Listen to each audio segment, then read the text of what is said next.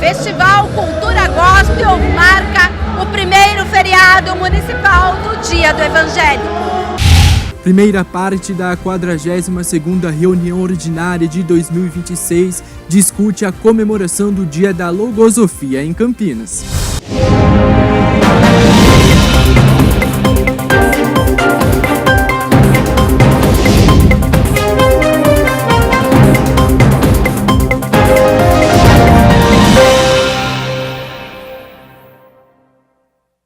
Olá, boa tarde. Quinta-feira, 13 de agosto de 2026. Começa agora o Jornal Câmara Notícia. Muito obrigado pela sua companhia, pela sua audiência e participe. Vamos conversar. Mande a sua mensagem para o número do nosso WhatsApp 19 é o nosso DDD. Para você que é de Campinas e região, já sabe, né? Pode ir direto, o número aparece aqui embaixo da sua tela. É o 978293776. Ou você pode mandar o seu elogio, uma crítica construtiva, o que você quer assistir aqui no nosso telejornal, apontando a câmera do seu celular para o QR Code. Também aparece uma mensagem na sua tela, o WhatsApp da TV Câmara Campinas. Você aperta e pode mandar a sua mensagem. A gente abre a edição de hoje com as notícias da metrópole e falando sobre emprego é sempre bom, né? Atenção, hein? Você que está desempregado, disponível para o mercado de trabalho ou para você que quer mudar de área. O Centro Público de Apoio ao Trabalhador de Campinas está com mais de 500 vagas disponíveis para esta quinta-feira. Confira algumas delas. Há vagas para açougueiro, ajudante de carga e descarga de mercadoria, ajudante de confeiteiro, ajudante de cozinha, alinhador de pneus, analista de controle de qualidade, atendente de bar, auxiliar de limpeza, barman, camareira de hotel, cartazeiro, consultor de vendas, eletricista, encanador, lubrificador de automóveis, monitor interno de alarmes, motorista de caminhão, operador de caixa, pedreiro e salva-vidas. Para conferir todas as vagas, é só acessar o site cepat.campinas.sp.gov.br. Lembrando que o atendimento presencial do CEPAT é realizado mediante agendamento prévio pelo site cidadão.campinas.sp.gov.br. A unidade do centro fica na Avenida Campos Sales, número 427, de segunda a sexta-feira, das 7h30 da manhã às 4h30 da tarde. A unidade do Ouro Verde, na rua Armando Frederico Renganeschi, número 61, no bairro Jardim Cristina, dentro do Horto Shopping, no segundo andar, de segunda a sexta-feira, das 8h da manhã às 4h da tarde.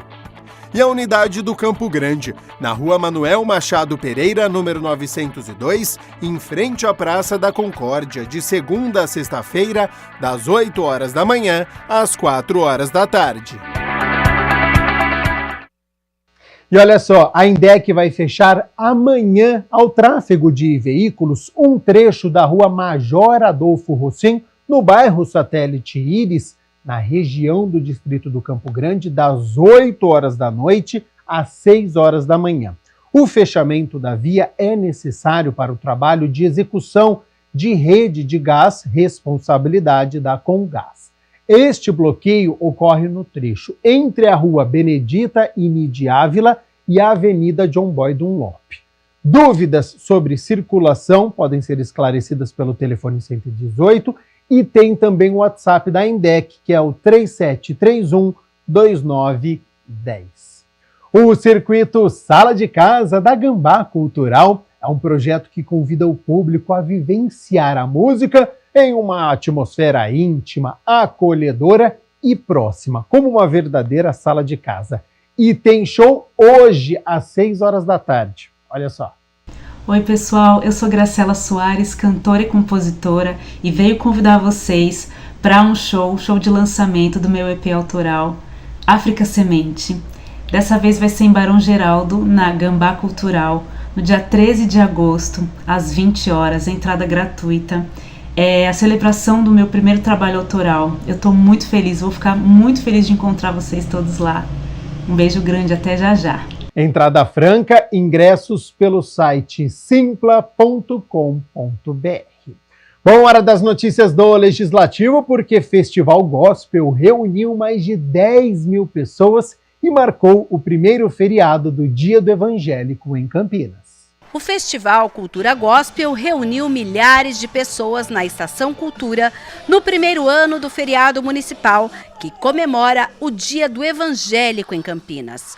O autor da lei instituída em 2025, o vereador Felipe Marquesi, falou da importância desta primeira comemoração. É uma honra para nós na Câmara estar representando os evangélicos da nossa cidade e hoje, o Dia do Evangélico, poder mostrar e expor isso, a cultura gospel em Campinas, o que é feito, né, pelas igrejas. São quase 2.000 igrejas evangélicas, mais de 200 associações que prestam um serviço à comunidade. Então, para nós é uma alegria muito grande. Milhares de pessoas já passaram por aqui nesse dia e é um dia de festa, é feriado da cidade.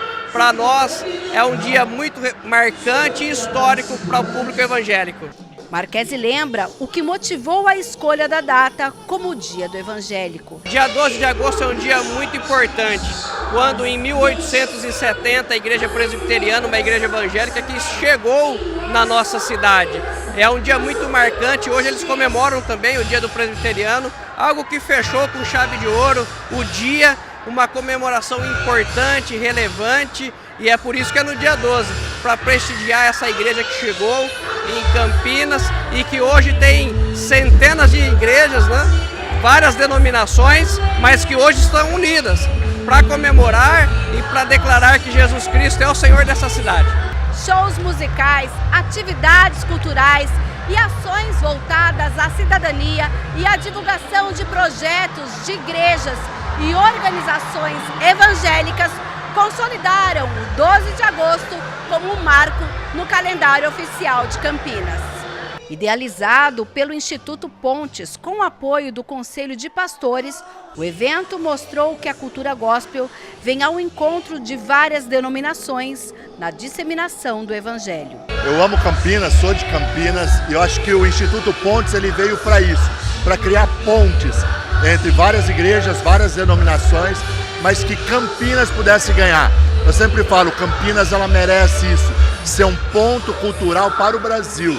Então, o evangélico ele está muito forte, ele sempre foi historicamente forte nas escolas, nas universidades, nos hospitais, de uma nação social, e Campinas merece esse ajuntamento que transcende as placas e as denominações. O trabalho que a igreja evangélica faz vai muito além das quatro paredes de uma igreja. Então nós vemos, por exemplo, a cultura, ela é usada como uma ferramenta de resgate, de salvação, de transformação de vidas. E tem várias ações, vários projetos tocando a vida de famílias inteiras, todos os dias aqui em Campinas. E muitas vezes as pessoas não sabem o quanto esses projetos vêm gerando impacto social em diferentes pontos de Campinas. Então hoje poder reunir essa multidão e mostrar igrejas de diferentes denominações, mas com o mesmo propósito, com o mesmo Deus, isso é maravilhoso, é lindo.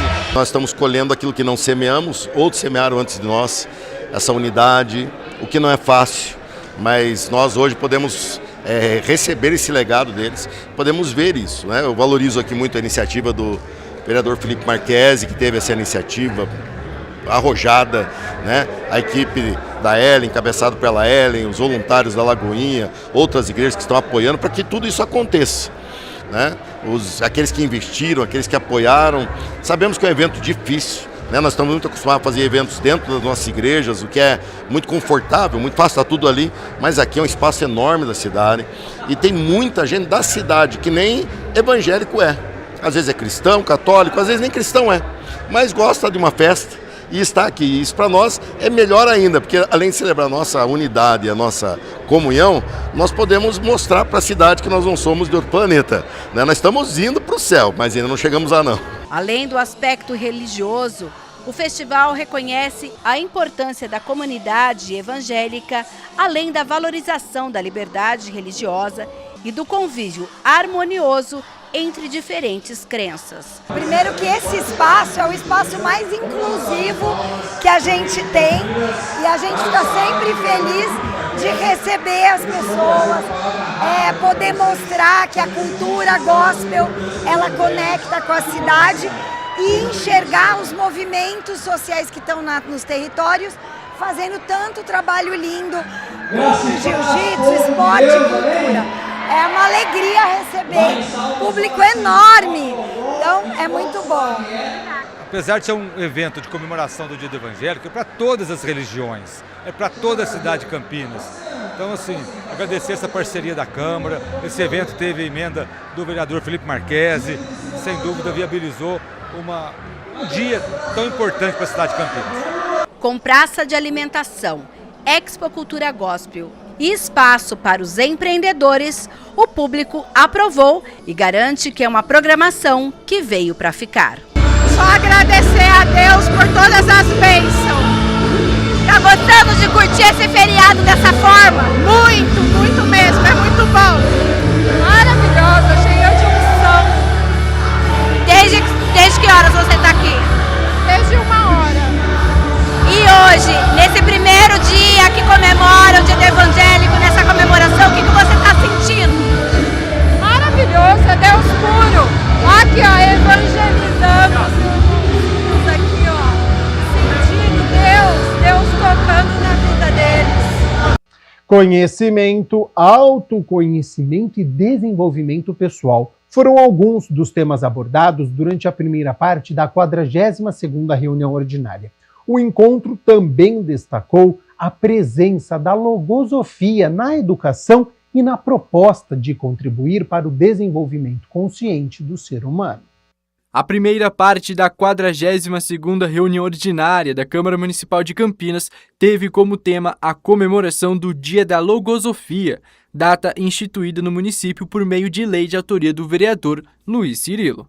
E hoje nós tivemos o privilégio de trazer membros da Logosofia aqui de Campinas, onde eles procuraram demonstrar e apresentar um projeto, um estudo de uma ciência que estuda realmente o ser humano, o conhecimento humano, tentando inclusive através do conhecimento humano propagar, difundir todo esse lado importante que é o autoconhecimento. A logosofia é apresentada como uma filosofia voltada ao conhecimento, ao aperfeiçoamento humano, à reflexão e ao desenvolvimento consciente. A palavra logosofia é a união dos vocábulos gregos que o autor adotou para designar uma nova ciência, com método e técnica eminentemente próprios. Logos, verbo criador, ou manifestação do saber supremo, e sofia, ciência original ou sabedoria.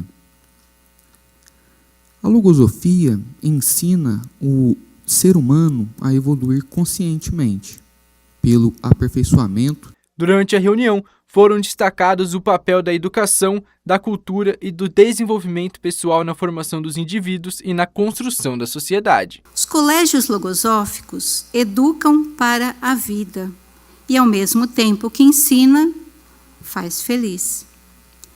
Entre os conceitos que fundamentam essa nova linha pedagógica, destacam-se conceito de vida, de liberdade, de defesas mentais, de pensamentos, de leis universais, do conhecimento de si mesmo, dentre tantos outros, aliando-se à totalidade do saber adquirido, o aporte precioso oferecido pela sensibilidade humana. Eu acho que aprender não ocupa espaço. E quando você vê que existe uma ciência que se preocupa em entender o ser humano, o comportamento humano, eu acho que acaba de alguma maneira evoluindo, né? Acaba de alguma maneira permitindo que nós possamos, através de uma ciência, compreender melhor o comportamento humano. O Brinco de Ouro e o Moisés Lucarelli podem ganhar uma nova função além do futebol. A Câmara Municipal criou uma frente parlamentar a partir de um requerimento do vereador Otto Alejandro que pretende discutir formas de transformar os estádios do Guarani da Ponte Preta em espaços para grandes shows e outros eventos. com o objetivo de promover estudos e debates sobre a utilização dos estádios de Campinas como equipamentos estratégicos para o desenvolvimento cultural da cidade, a Câmara Municipal criou a Frente Parlamentar pela Valorização dos Estádios do Guarani e da Ponte Preta, a partir de um requerimento do vereador Otto Alejandro. A ideia é a gente trazer a sociedade, através dessa frente parlamentar, escutar a sociedade, escutar as duas torcidas, nós temos dois patrimônios aqui na cidade de Campinas, que é o estádio da Ponte Preta, é o estádio do Guarani, que tem passado por grandes dificuldades financeiras, todos nós temos acompanhado. Hoje os estádios dependem exclusivamente dos jogos de futebol para arrecadarem recursos, então nós tivemos a ideia de criar essa frente parlamentar para discutir junto ao poder público a viabilidade da gente fazer algumas mudanças na Lei 14.011, que ela recebe a NBR, que trata sobre os decibéis na cidade. Então a ideia nossa é ouvir toda a sociedade primeiro, ouvir o pessoal da rede hoteleira da cidade, ouvir os órgãos competentes da cidade, para ver se a gente consegue a autorização junto ao município. Nós já fizemos uma indicação para o prefeito Dário, para o vice-prefeito Vandão, para o executivo, para poder para a gente ver a viabilidade de fazer a liberação para grandes shows. Outra finalidade da frente, segundo o parlamentar, é estimular o turismo de eventos e a economia criativa, além de discutir medidas que possam ampliar a geração de empregos na região. Foi discutido recentemente aqui nessa casa sobre os rodeios da cidade e a maioria das pessoas que vão nos rodeios vão exatamente para ver grandes shows. Então a gente conseguindo fazer isso aí, nós vamos gerar emprego, nós vamos gerar renda e principalmente nós vamos ter o entretenimento e, sem dúvida nenhuma, a principal pauta, que é ajudar de alguma forma esses dois patrimônios da cidade de Campinas que têm passado grandes dificuldades financeiras. O grupo pretende elaborar estudos, recomendações e propostas legislativas para fortalecer Campinas como referência nacional na realização de grandes eventos. Quem não quer participar de grandes shows? Tantas pessoas, Campinas é uma metrópole, muitas pessoas saem daqui para poder ver show lá no Allianz Parque em São Paulo, em Ribeirão Preto, em Paulínia, né? Então, ao invés desses grandes empresários da música brasileira, até internacionais, fazerem shows e levar o dinheiro para outras cidades, o dinheiro fica aqui e ajuda esses dois patrimônios da cidade de Campinas. Câmara de Campinas abre consulta pública para que a população indique as prioridades dos investimentos públicos para 2027. Colher a opinião da população de Campinas sobre a Lei Orçamentária Anual de 2027. Este é o objetivo da consulta pública, que vai até o dia 23 de agosto. A iniciativa surgiu após a recomendação do Tribunal de Contas, que orienta os legislativos municipais a incentivar a participação popular sobre a destinação dos recursos públicos no próximo exercício financeiro. O Tribunal de Contas tem apontado que as câmaras, e a Câmara de Campinas também, deva contribuir com o planejamento do orçamento do ano seguinte. A gente faz isso ao longo do ano, os vereadores encaminhando as indicações, mas às vezes elas se perdem, né? Então nós decidimos, atendendo essa recomendação do Tribunal de Contas, a equipe da nossa controladoria, que nós vamos fazer um trabalho específico da Câmara. A proposta da Lei Orçamentária Anual deve ser protocolada na Câmara até o último dia útil de setembro.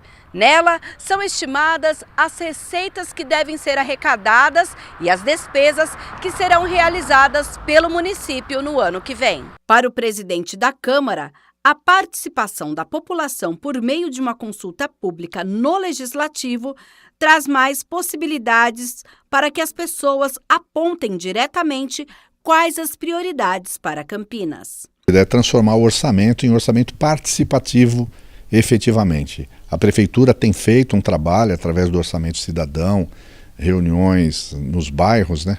Mas agora a Câmara está sendo cobrada para dar a sua contribuição nisso também. E é óbvio que a população tem procurado os vereadores, né? Apresentando problemas, fazendo solicitação de melhorias em várias áreas. E a gente quer agora, de uma forma formalizada, né, normativa, receber essas contribuições da população e encaminhar isso para a prefeitura, né? Para opinar, basta que o cidadão acesse o link disponível na página inicial do site da Câmara de Campinas. É preciso preencher alguns dados e colocar quais são as prioridades por setor e bairro. Todas as sugestões serão tabuladas e discutidas em audiência pública no dia 29 de agosto. Então nós vamos fazer isso, abrir um período, como nós temos prazo, a ideia é que até o final do mês de agosto a gente possa receber essas sugestões, fazer uma audiência pública e encaminhar formalmente como contribuição da Câmara, né, das propostas recebidas da população e que poderão ser incorporadas na elaboração da Lei Orçamentária de 2027. E olha só, a Câmara Municipal de Campinas preparou uma programação especial para celebrar o Dia dos Pais e reconheceu os servidores e participantes que também exercem esse papel fora da instituição. O encontro reuniu pais em um momento de integração, homenagem e valorização. Um momento de homenagem e confraternização marcou o evento de Dia dos Pais realizado na Câmara Municipal de Campinas. A programação foi preparada para reconhecer os pais que fazem parte do dia a dia da instituição. A gente sabe que ser pai é um dom, é uma bênção. Então reconhecer esse lado de cada servidor que é pai, porque ele vem aqui trabalhar e tudo que a gente faz pensando nos nossos filhos, né? Então é uma forma de reconhecer também essa característica dos nossos servidores que são pais. Primeiro falar obrigado, né, pela contribuição que dão pelas câmaras e obrigado por serem pais responsáveis, conscientes, sérios, né? Eu acho que a casa acaba sendo uma extensão do nosso trabalho. E quando a gente volta para casa disposto, por isso que a gente trabalha muito o clima organizacional. A gente quer que durante o dia todos os trabalhadores saiam daqui assim revigorados, com aquela sensação de dever cumprido. Durante o encontro, os participantes tiveram um momento de integração e receberam uma homenagem especial pelo Dia dos Pais. Eu falo da responsabilidade, né? Eu fui pai bem jovem, com 19 anos, né? Hoje o meu filho mais velho tem 24 anos, o Alejandro, eu tenho o Acauã de 20 e a Camille de 15 anos. Então é uma responsabilidade, porque então desde menino, né? Logo quando eu fui pai, eu já tive a obrigação de ter essa responsabilidade de cuidar deles, né? Então, isso daí, eu acho que se eu estou onde eu estou hoje, é graças a essa responsabilidade de ser pai. Então, eu sou muito feliz por tê-los, né? A minha vida mudou lá desde quando eu tive o primeiro filho, o Alejandro, com 19 anos. Então, se hoje eu estou onde eu estou, graças a ele. Esse momento foi muito legal, né? Mais uma vez, você trazer os servidores ao convívio, a sair um pouco daquele momento de trabalho estressante, né, para a gente ter um momento descontraído. Então, é a primeira vez que a gente tem esse evento, Dia dos Pais, que é feito um vídeo com a participação dos servidores. Então, isso traz uma importância muito grande para esse dia que é tão especial para nós. Então, lembrar desse dia com carinho e saber que os profissionais da Câmara pensam em fazer um dia diferente para propiciar esse encontro dos pais, deixa o nosso trabalho mais leve, faz com que a gente entregue um resultado cada dia melhor. Mais do que uma data comemorativa, o evento foi uma oportunidade de reunir os pais da casa e reconhecer a importância deles na rotina da Câmara Municipal. A programação foi organizada pela Diretoria de Comunicação Institucional e pela Presidência da Câmara. O Dia dos Pais foi a primeira vez que a gente fez para os homens, a gente fez em março. Dia das Mulheres e em maio das Mães. Então a gente pensou em fazer isso, porque foi muito bacana a repercussão que a gente teve com esses eventos. Então o pessoal encontrava a gente no corredor e falava assim, mas e dos homens? Não tem nada? Eu falei, calma, Dia dos Pais é em agosto. Então a ideia foi essa, integrar com a ajuda de vocês da TV, fazer essas reportagens muito bacanas que vocês estão fazendo, tanto no Dia das Mães, das Mulheres e agora dos Pais.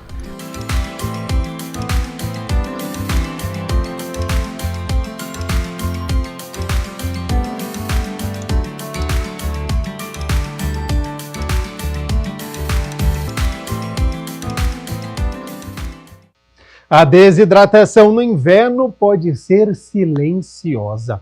Como o nosso organismo reage com a falta de água diante das baixas temperaturas.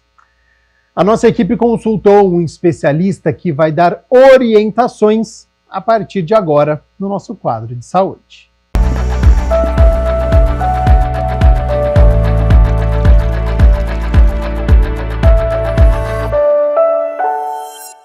Olá, começa agora mais uma edição do Saúde Agora e hoje com o tema sobre desidratação no inverno.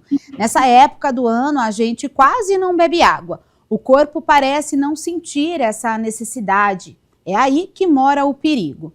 Sobre esse assunto vamos conversar com a doutora Agnes Neves, nefrologista que já está conectada. Seja muito bem-vinda, doutora Agnes. Obrigada, Cassiane. É um prazer estar aqui. Muito obrigada pelo convite. Nós que agradecemos a sua participação, doutora. E vamos falar um pouquinho sobre essa questão, então, das baixas temperaturas, né? Por que a gente não sente essa necessidade de beber água? A gente não sente tanta sede assim? O que acontece com o nosso organismo, então, nesse período, nessa estação especificamente? Nas temperaturas mais baixas, nosso corpo transpira menos. Então, a gente sente uma falsa, necessidade de não beber tanta água. Mas lembrar que a gente continua transpirando, principalmente quando a umidade do ar está baixa. Então, quando a umidade do ar está baixa, a gente perde água na nossa respiração, na nossa pele, pela nossa urina, pelas nossas fezes. Então, nossas excreções, elas perdem água naturalmente, independente da temperatura. Então, apesar da sensação de sede ser reduzida pelas temperaturas mais baixas, a nossa necessidade para realizar todas as reações do nosso corpo é a mesma. Então, apesar da diminuição dessa sensação, a gente precisa continuar ingerindo a mesma quantidade de água. Por isso, então, que a gente fala que é um risco silencioso, né, doutora? Exatamente. E esse risco, ele aumenta em populações específicas. Então, os idosos é a parte da população que mais sofre. Por quê? Porque além dessa baixa sensação de sede por conta da temperatura mais baixa, os idosos por si só, pelo envelhecimento, têm a sensação de redução no centro de sede do hipotálamo. Então, independente da estação do ano, o idoso já tem a redução dessa sensação. Então, no inverno, a gente precisa estar ainda mais em cima, porque quando a gente tem as temperaturas mais elevadas, a gente tem um pouco desse desejo, pelo suor, pelo calor. Quando está mais frio, aí a gente precisa estar insistindo. Então, os idosos é uma parte dessa população que precisa de uma maior atenção, as crianças e os portadores de necessidades especiais. E, doutora, quais são os sinais que o corpo, emite? O que a gente precisa prestar atenção nesses sinais de alerta, nas reações? Tem algo que a gente precisa tomar cuidado também nesse sentido, que já está quase chegando ali na desidratação? Sim, quando a gente está com sede, já é um sinal de alerta. Então, não esperar sentir sede. Hoje em dia tem aplicativos, tem nossas garrafinhas para a gente quantificar a quantidade de líquido que a gente bebe ao longo do dia, mas o esperar sentir sede já é um sinal de alerta de que o corpo está precisando de água. Outros sinais: pele mais ressecada, a gente está com dor de cabeça, falta de concentração, intestino preso. Então, esses sinais também são sinais de desidratação. E uma questão que aumenta também no inverno, que é interessante ressaltar, é que essa falta de água, a desidratação no nosso corpo, deixa nosso sangue mais grosso, aumenta a viscosidade sanguínea, e esse é um dos fatores que também aumenta o risco de ter derrame, de ter acidente vascular cerebral, o AVC. E, doutora, falando sobre essa questão, primeiro a gente vai falar da cor da urina, também interfere? É preciso prestar atenção? Foi no banheiro, é bom dar uma olhadinha ali para saber a cor que interfere ou não? Com certeza. Esse é o parâmetro principal para a gente saber se está bem hidratado, seja no inverno, seja no verão, e por isso eu brinco com os meus pacientes, né, que uma das piores escolhas que a gente faz de arquitetura dentro de casa é um vaso sanitário escuro. Então, a gente precisa se despedir das nossas excreções, porque isso é fisiológico, faz parte do nosso corpo.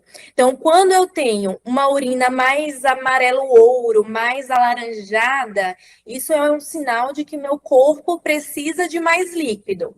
Então, uma urina mais escura de manhã, sendo a primeira da manhã, é o normal. Por quê? Porque nosso corpo concentra a urina ao longo da noite. Então, nossa primeira urina um pouco mais escura é normal.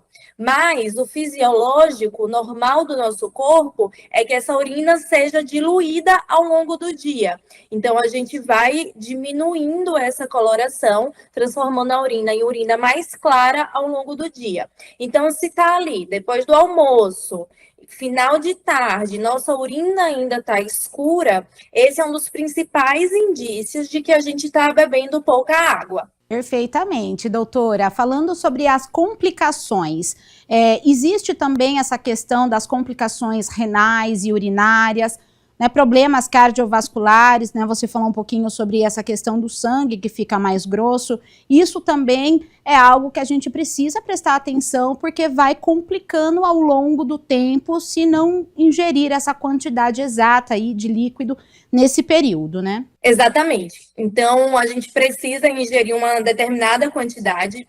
Isso vai variar de pessoa para pessoa, depende das comorbidades, das patologias que tem. Então, nem todo mundo tem a mesma quantidade de líquidos para beber ao longo do dia, mas a média é de 30 a 35 ml por quilo. Essa é a média de líquido que a gente precisa ingerir para as nossas necessidades básicas ali ao longo do dia. Então, a gente precisa observar bastante, porque se eu reduzo essa quantidade de líquido, principalmente em pessoas que têm alguma predisposição, uma pressão alta, um diabetes, já tem uma doença renal crônica, isso aumenta a chance de ter uma injúria renal aguda, ou seja, uma lesão renal ali por conta da desidratação em cima da patologia de base que o paciente já tem, seja pressão alta, diabetes ou uma doença renal crônica prévia. Então, doutora, aquele que antes, né, a medicina até falava sobre 2 litros de água por dia, isso já não é mais recomendado, né? Depende de cada pessoa, depende da idade também desse paciente, desse indivíduo? Sim, vai depender da idade, do gênero, do que faz ao longo do dia. Então, muito mais que o número é a coloração da urina. Então, o mais fidedigno de eu estou bebendo a quantidade certa é minha coloração da urina, principalmente do meio para o final do dia. Mas, além disso, a gente precisa ter cuidado com pacientes com doença renal crônica em estágios mais avançados e pacientes com insuficiência cardíaca, porque esses pacientes têm uma restrição maior a líquido. Então, às vezes, recomendar beber 2 litros, 2,5 litros, 3 litros de água ao dia seja muito para essa determinada população.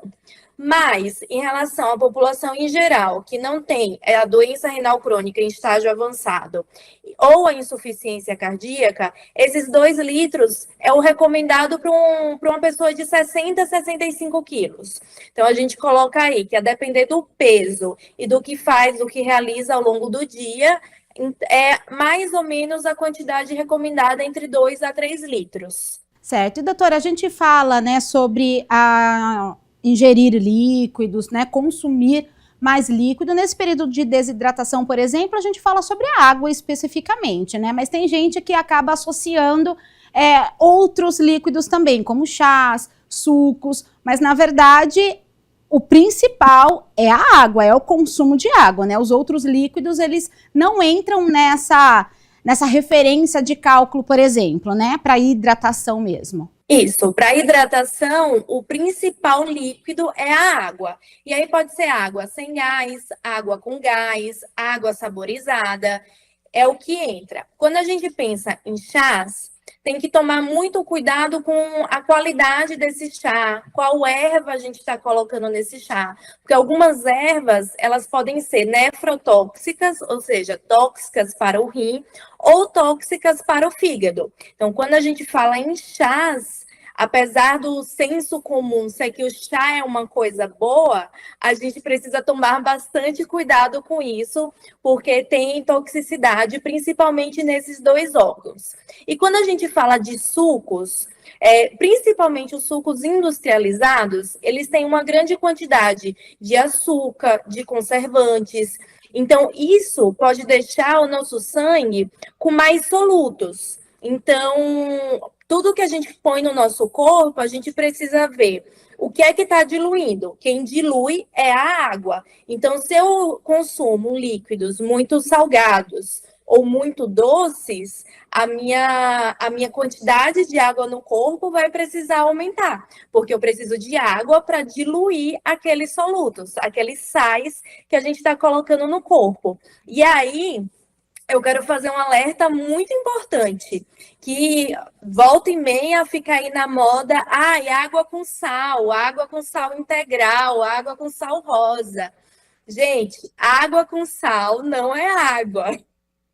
O sal, por sinal, ele faz mal para a saúde, então ele piora a pressão, ele aumenta a pressão, e pressão alta é um inimigo. É um assassino silencioso que aumenta o risco de diversas doenças.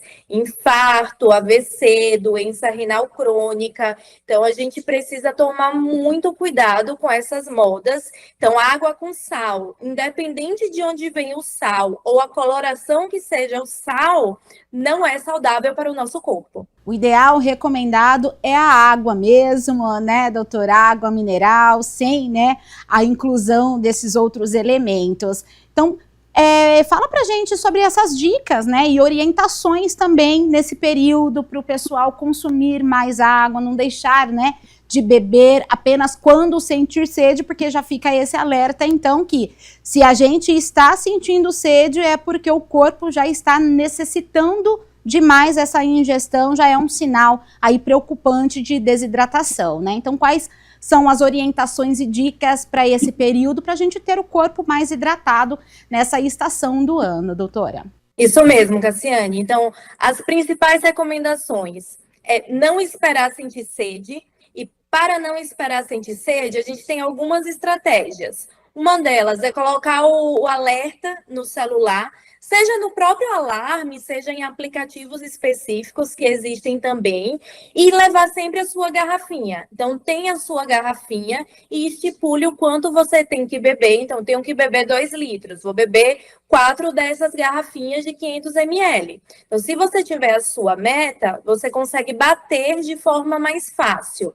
Dá para a gente complementar com algumas coisas? Dá para complementar com um chá muito leve. Então, com um sachêzinho diluído em bastante água, dá para a gente colocar também água com gás, água saborizada para quem tem dificuldade de beber água pura, mas tentar evitar trocar água por sucos, por sopas e principalmente por produtos industrializados, como sucos industrializados ou refrigerantes. Tá certo, doutora. Muito obrigada pela sua participação, por compartilhar as informações e deixar essas dicas, né, importantes aqui para o nosso pessoal, para quem está assistindo o quadro Saúde Agora. Muito obrigada, doutora. Eu que agradeço, Cassiane. É sempre uma honra estar falando sobre a saúde renal. Muito obrigada, doutora Agnes. Bom, o nosso quadro fica por aqui, espero que você tenha gostado. Obrigada pela companhia e pela audiência. E fica então esse recado, beba água. Te espero na próxima edição. Até mais!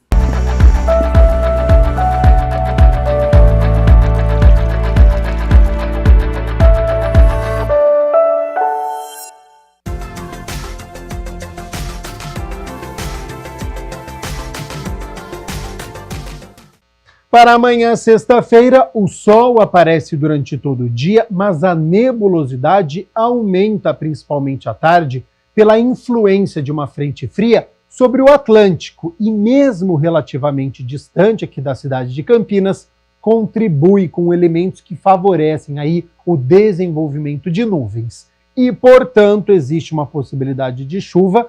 Não são esperadas de forma generalizada por toda a cidade e nem volumosa, mas a ocorrência de trovoadas impõe aí um risco à população e é recomendável evitar permanecer em áreas abertas caso elas ocorram.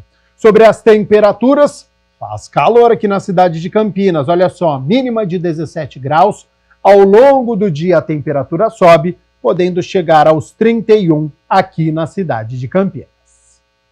O Jornal Câmara Notícia fica por aqui. Muito obrigado pela sua companhia, pela sua audiência. Continue na nossa programação e nos vemos amanhã na sexta-feira ao meio-dia. Te espero. Até lá. Tchau, tchau.